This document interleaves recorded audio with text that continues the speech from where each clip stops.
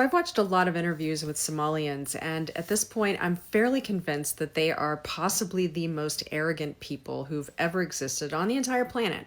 But they're almost a little too arrogant. They say things that just don't naturally roll off the tongue, like this lady. Yeah. It feels home. I keep telling, I used to say in 2001, whether you like it or not, we're here to stay. So the sooner you get used to us, the sooner we'll all get along. And, suck it up, just what? We're here. We're Americans just like you. The sooner you get used to us, the sooner we'll all get along. That's the sort of thing you're told as a kid when you're forced to be around somebody you don't want to be around at all. It's not the sort of thing you say to people whose country is giving you a new home. And naturally, this comes into play with Ilhan Omar. Here she is after the assassination of Charlie Kirk, stating that his legacy as an American should be in the dustbin of history, but she should be in Congress. But I am not going to sit here and be judged for not wanting to honor any legacy this man has left behind. That should be in the dustbin of history, and we should hopefully move on and forget the hate that he spewed every single day. And as bad as that is, it's not as bad as this new clip of Ilhan Omar. And I want to underscore the importance of using every single leverage that we have at our arsenal, because we do have a lot of leverage. We need to make sure that those who are collaborating with the authoritarian regime pay a costly price. Should pay a costly price. I'm sorry. This woman from Somalia who married her brother is stating that anybody who's collaborating with the democratically elected Trump administration here in the United States should pay a costly price. Yeah, I think the United States of America has basically exhausted themselves helping out other people from other countries that are either war torn or is dealing with a horrible regime that they can't oust, and basically people that can't make their own country great. And so what they did was they just decided to come over here inside of the United States of America under some made up program that then certain people that sold out the American people and the government itself probably benefited from. And it then became a thing to where we were expected to take in everybody and their mother. And then after that, everybody felt entitled to the American dream as though they were born here and raised here, and that, their children deserves birthright citizenship and dual citizenship. I've been seeing that lately. And so everybody now feels as though America owes them, like they were here during slavery, or their ancestors was here, or that they helped build this place up, or that they pay an egregious amount of taxes like you and I both pay crazy taxes. And so now we've gotten to a place where everybody is moving haughty. Even Ilhan Omar and all of these, and it's not just Somalians. Somalians right now are the hot topic because of the level of fraud that's been committed and then supported by the governor, Tim Walz, over there in Minneapolis, Minnesota.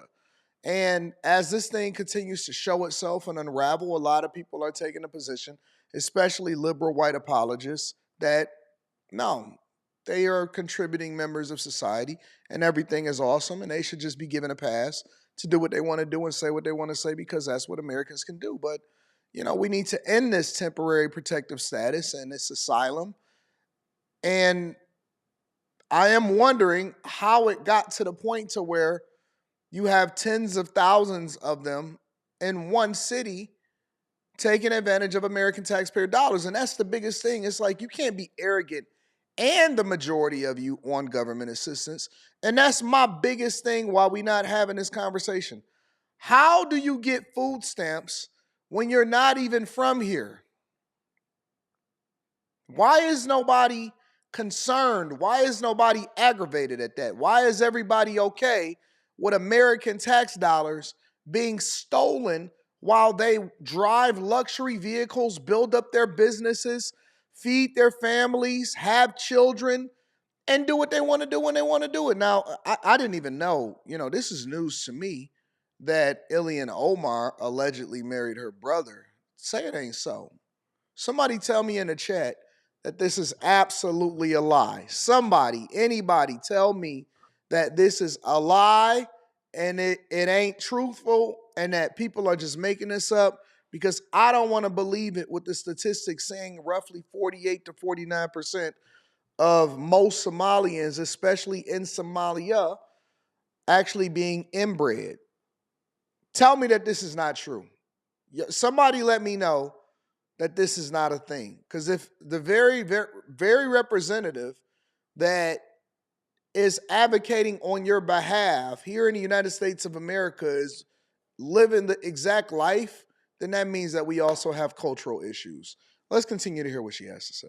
There's just too much arrogance across the board. It's like they've got assurances that they're going to be okay no matter what they do. I'm starting to wonder if these people aren't just seriously shock troops imported by the globalists, who by definition think that our country needed to be refounded, that it was always wrong, and that it needs to be completely remade. And then all Americans who don't conform to that new ideal need to be in the dustbin of history. Because this has been a very long-standing, slow burn color revolution. It's been a coup organized around this new dogma of, obsessions with bigotry. Since Trump was elected, they've been throwing Ilhan Omar out front a lot. It's like they're using her for bait. But now she's talking about paying a price. How anybody who, quote unquote, collaborated with our elected administration. Really well. And you just got to start worrying when somebody like Ilhan Omar is talking about consequences, that her and her gang of Somalians, who seem not worried at all, are talking about leveraging their power to bring about consequences for Americans for electing our own government. And if you guys are following this scandal in Minnesota with the Somalis that ripped off our government and the people there, but it's gotten worse. And it's high profile because Governor Walz was running for vice president in the last election cycle, and he let this happen. He knew it was happening, didn't do anything to stop it because he was afraid of looking. And he would have been our vice president. Imagine that. For him. And it really does demonstrate the liberal mindset in a lot of cases. They just want power. That's all they want. They don't give a frick about anything else, right or wrong, whatever. They were fine with these guys ripping off under the bus. U.S. taxpayers for $1 billion. They didn't give a frick. Those guys were funding terrorism. They didn't care. They didn't care at all. In fact, there's evidence that they caught them 4 years ago. But Walz, and the funding was stopped because they knew it was shady. Walz's reasons they did the funding is he was afraid of offending them. And Democrats just want this to go away. They do. They don't want to talk about it at all. And Walz, when he was questioned about it, I didn't know. Yes, he knew. He knew, and then he reinstated it, and he even had to admit it. He said, well, it's not my problem. Blame Trump. Blame Trump. Really? It is just astounding to me, the liberal mindset. Don't care about law and order. Don't care about right and wrong. Don't care who dies. As long as you get your power. That's freaking all you care about. And you'll say or do anything. And your only defense seems to be to blame the president for everything.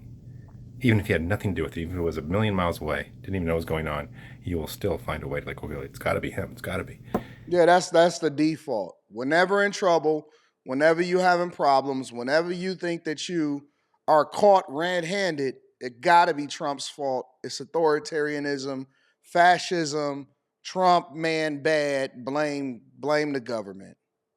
No, you guys suck sometimes. You guys sucked there. You let it happen. You funded terrorism. You let them get away with it. Now they're all getting arrested on federal charges because you won't do your job. You should have done your job 4 years ago, and it should have stopped early. But you're too afraid. And now we have to do it for you. So, I can't believe that man was almost the vice president, maybe even the president one day. And they hand-selected him and picked him and said, hey, listen, this guy, he likes to put tampons in men's bathrooms. Why don't we go ahead and select this guy because he seems like the best, most marketable candidate for president of the United States of America, selecting a vice president to assist her in usurping Trump. Let me know what y'all think inside of the comments. Make sure y'all tap into the Patreon. Link is in the description. Teach Hanley 40% off your first order, 20% off for life. I love you. I appreciate you. Stay vigilant, my friends.